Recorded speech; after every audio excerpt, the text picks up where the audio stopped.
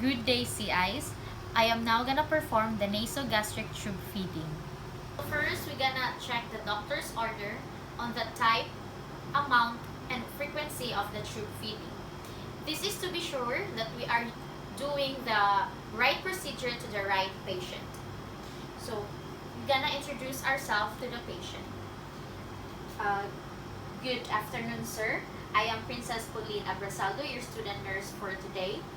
Are you Mr. Kian?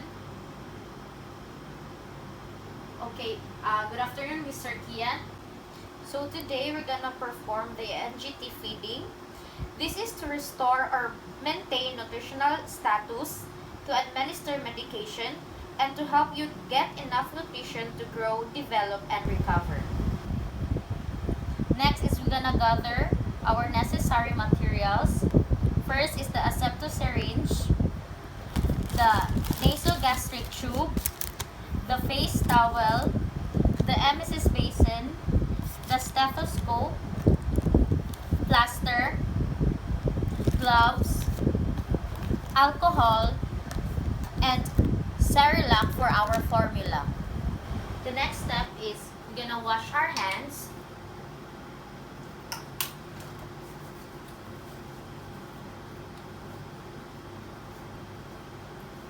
We're gonna put the authorized feeding to the glass.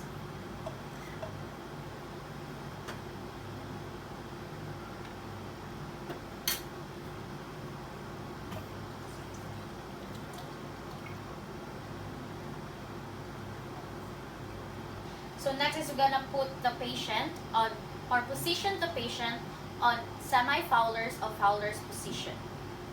So next is we're gonna put the towel on the chest of the patient.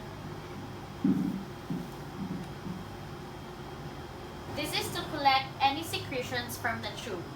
Next is we're gonna put on clean gloves.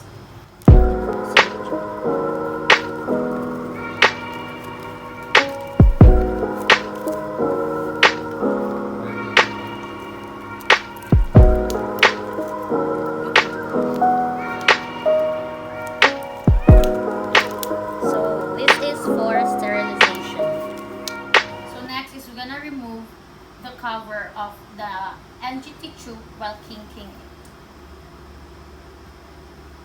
Next is we're gonna attach the asepto syringe to the NGT tube.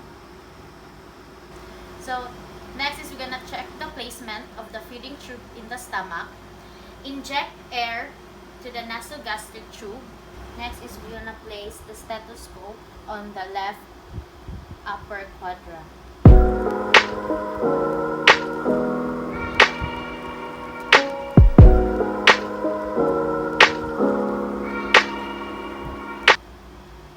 Next is we're gonna aspirate and observe any gastric content.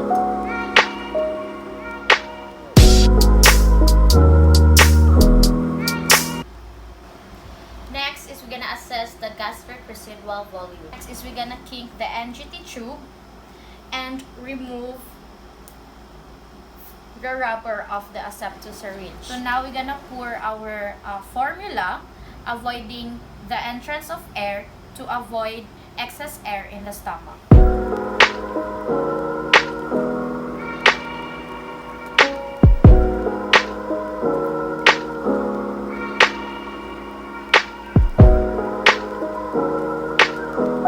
Evaluate the asepto syringe at 12 inches to 18 inches above the insertion site, which is the nose, while feeding. This is to permit the feeding to flow slowly.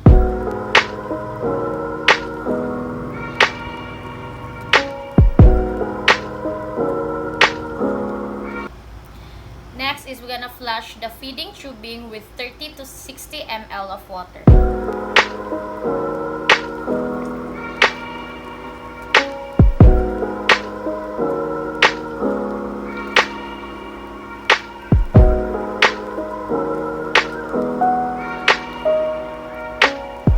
Water cleans the lumen of the tube, preventing future blockage by sticky formula.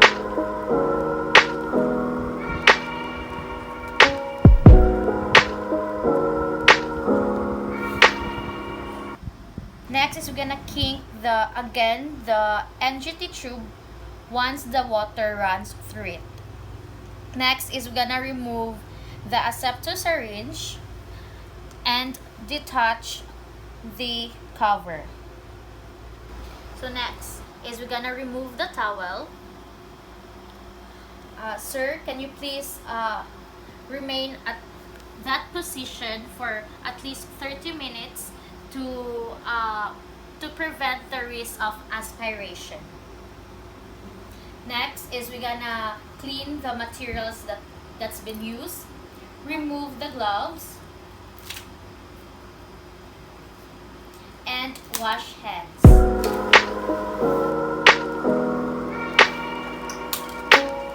Next is we're gonna document the feeding given and the amount and the reaction or the response of the patient upon feeding.